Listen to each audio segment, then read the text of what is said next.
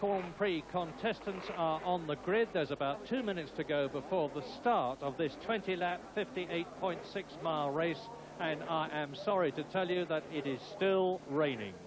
Visibility may be a little better, but the course is certainly no drier than it has been all afternoon.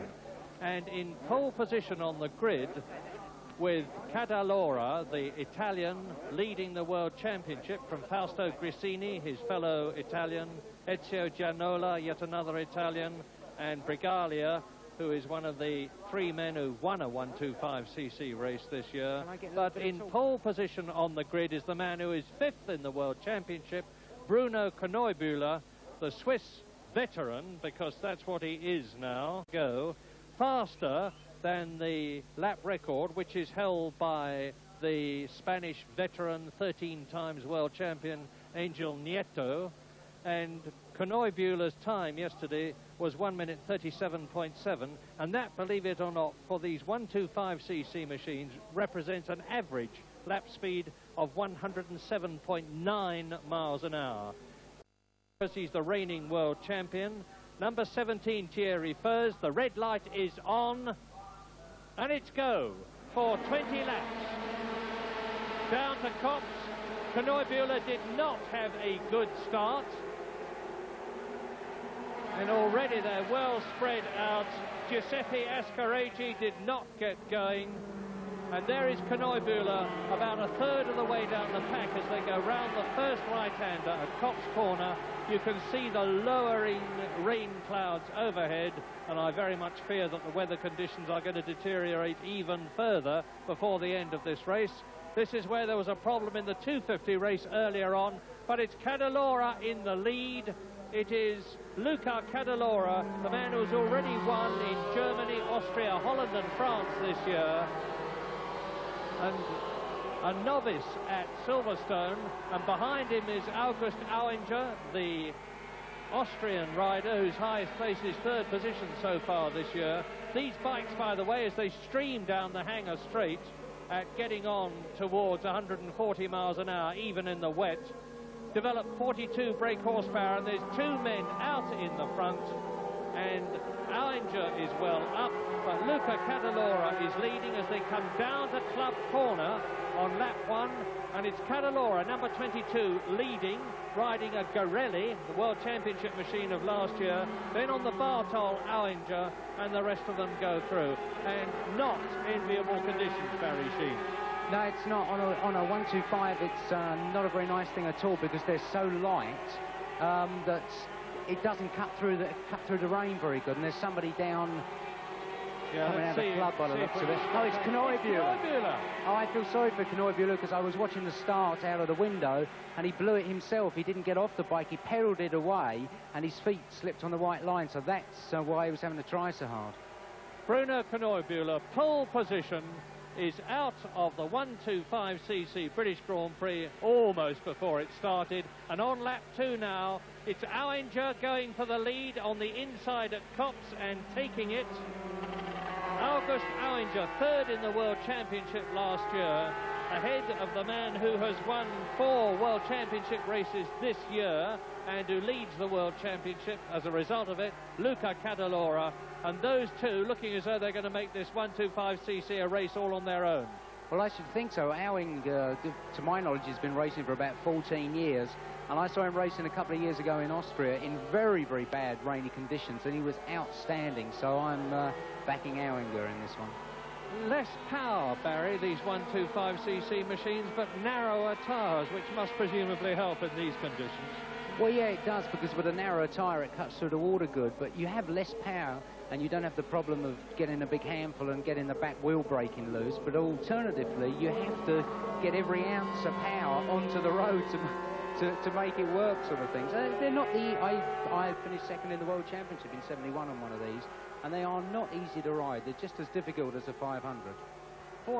Over 40 brake horsepower, and that's a lot of power. There in 3rd place, Johnny Wickstrom, the Swedish rider, the Finnish rider, I'm sorry, and he's on a Tunri, which is yet another of the many makes of machine in this race.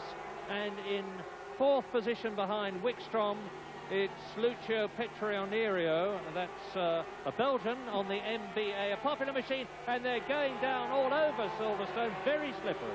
Yeah, it's, as I say, with the little light bikes, it takes 4 or 5 laps for the tyre temperature to get up, because you have the wet tyres, which are like little blocks of rubber, and because there's no weight from the bikes, you have to push the bikes into a corner to heat the tyres up. So it's the first 4 or 5 laps of the 125 race is dodgy in the rain. And that was the very inappropriately named Willie Luck who went off on the corner there. And Allinger is leading on this, the 3rd lap in this 20-lap race, as the midfield men go through. The Austrian well away. Barry says he has a considerable amount of experience, and it's showing. Now, I would imagine, Barry, that if Luca Cadalora, who has got very little experience, certainly of these conditions, but who has got a comfortable lead in the World Championship, plays his cards right, he will ride steadily and be content with 2nd place. Well, we'd hope so, but you never know, you know, especially with sort of Latin-blooded riders. That's the sensible thing to do, but once he gets used to the conditions, knowing the Italians the way I do, I would imagine he'll try and stay in touch with Allinger. You see, for Allinger, if he gets a really good lead, the trouble is on a 125, they're pretty slow down the straight, and you have so much time to think going down the straights that a 20-lap race seems like a 200-mile marathon. Well, there are the first 3. That was Allinger. There is Cadalora. There is Johnny Wickstrom. There in 4th position. Or has he been lapped? No, he's 4th. It's Jussi Hotanimi, and yet another Finnish rider. There's several of them in this 125 race.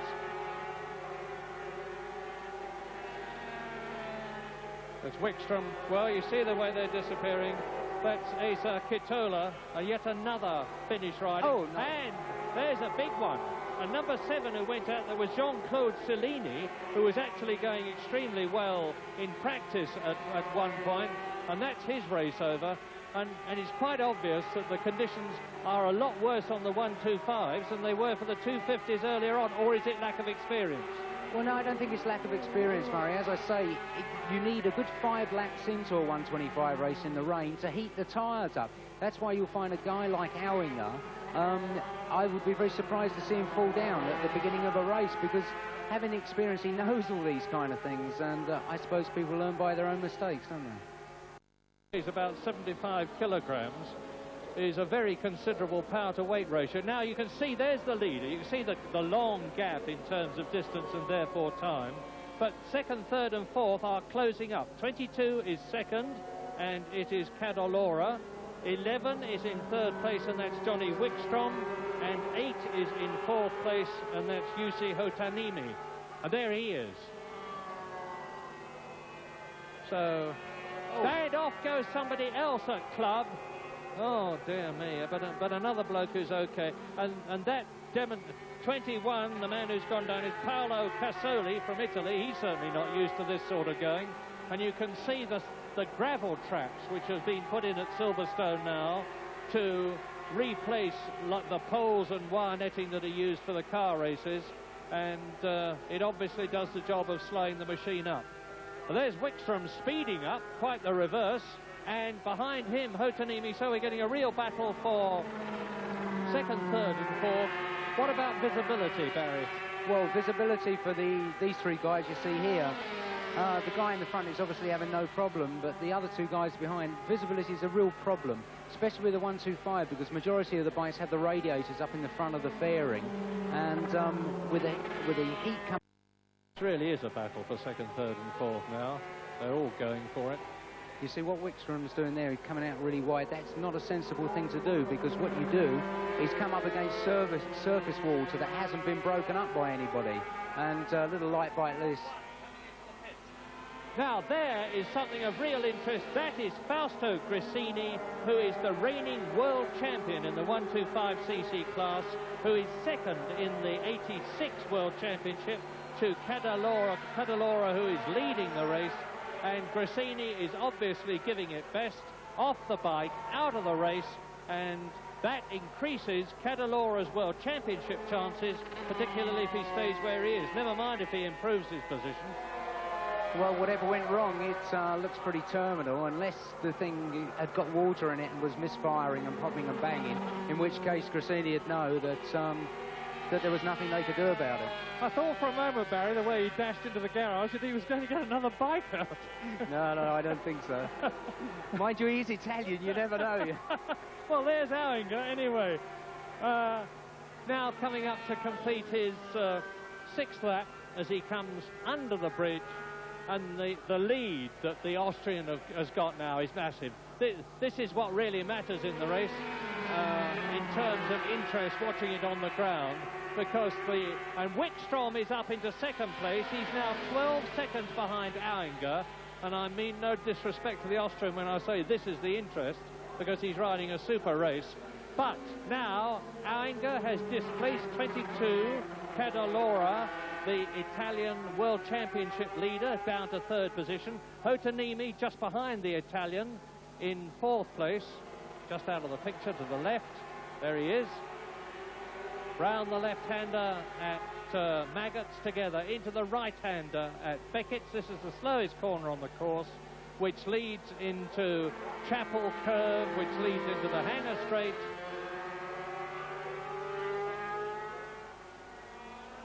So Auinger is riding a Bartol. In second position now, Wickstrom is on a Tunri. There he is. In third position, Cadalora is on a Garelli, and in fourth place at the moment, and going for third, is Hotonimi on an MBA. 4 different makes of machine, and these 125cc bikes have been developed over the years. There is the leader, Auinger. In your day, Barry, when you rode the 125 Suzuki, he is definitely the trier of the troop. And I think we get to see some excitement from him.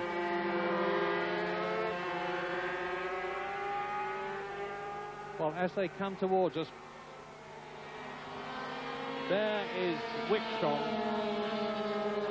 and now 13 seconds ahead of him. Barry, I've had people umpteen times ask me why the riders put their knees out and practically get. There you are. You see Wickstrom. I think well, speaking from my own point of view, I just used to let my legs flop out on a corner because it was more comfortable. Really interested, but it keeps you so your mind doesn't wander, because when you have nothing to think about, it's very difficult to concentrate. And if Auinger finishes in the lead at the end of this race, and he's on the half-distance lap now, he will surge up from 9th in the World Championship to 5th, which is no mean achievement. Johnny Wickstrom second, seemingly number 11, pulling away now from Luca Cadalora, the Italian, on the Garelli. But I don't suppose Cadalora, well, maybe with the fire of youth he will be worried, but he ought to be quite relaxed. He's on his way to 10 World Championship points. He was 2 points ahead of Grassini when this race started. Fausto Grassini has retired from it. So Cadalora will be in a very strong position in the World Championship, even if he finishes third. Second, Wickstrom. Third, 22, Cadalora. Fourth, number 8, is Hotonimi. I don't really know too much about the 125 riders, but if he's just crawling up gently, then he's using his head, he's feeling his way round. And it is a pretty long race, 20 laps for 125 cc's. Oh, another one down. Well, another one bites not the dust, but the mud. And number 55 there, the man who's dropped it, is Ivan Pineda, the Venezuelan. Taking his time from Carlos Lovato, but not finishing. Oh, hello. Bags of... and if you're wondering what on earth he's done to his face, the answer is he's taped it up to stop the moisture in his breath from his nose and his mouth getting on the inside of the visor, but it doesn't seem to have done him much good. So... Auinger's in front, and if I was him, I'd just sort of sit back and relax a little bit now, because he's obviously worked extremely hard to get up to where he is, and he doesn't have a lot of chance of catching Auinger. Oh, another one down. Well, number 17 there is Thierry Furs, the Swiss rider, off his MBA. But I reckon that Brigalia, the Belgian Grand Prix winner, is on target for second position, because he was only a couple of seconds behind number 11, Johnny Wickstrom, when I last looked. And there he is, with Cadalora. Number 6 is the man to watch. Cadalora in number 22 in third position, and the gap between Wickstrom, who is second, and Brigalia is 2.42 seconds. There is 11, Wickstrom second. 22, Cadalora third. Number 6, Brigalia is in fourth position. Now, what can you fairly do to keep the other bloke behind you under these circumstances? He's got his sights set on Johnny Wickstrom, number 11, less than 2 seconds ahead of him. And I'm starting to luxuriate in the thought that he might even be able to catch August Auinger. I haven't taken the gap between them recently, but it'll be something like 13 seconds. And what we need to do, and what I promise I will do, is to see if the gap is narrowing on the stopwatch. So watch number 6.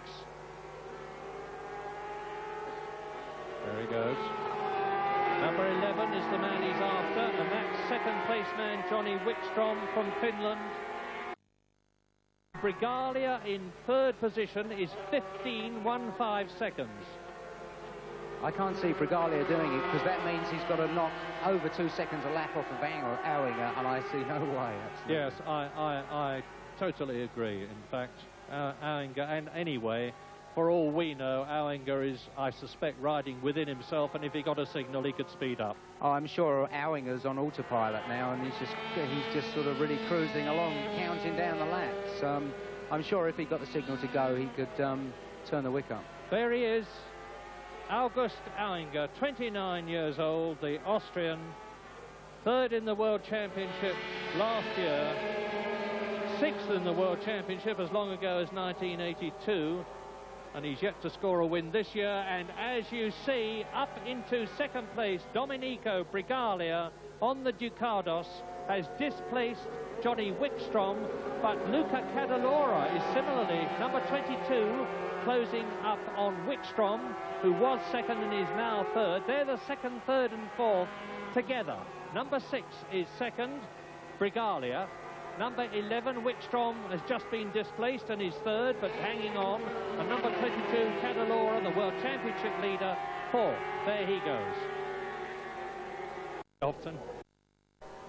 And I think Cadalora is either getting a bit dispirited by the weather conditions, it's not like this in Italy very often, or he's just decided to settle for the points. But no, as I say that, he's in third position now ahead of Wickstrom, so he certainly hasn't decided to give it best.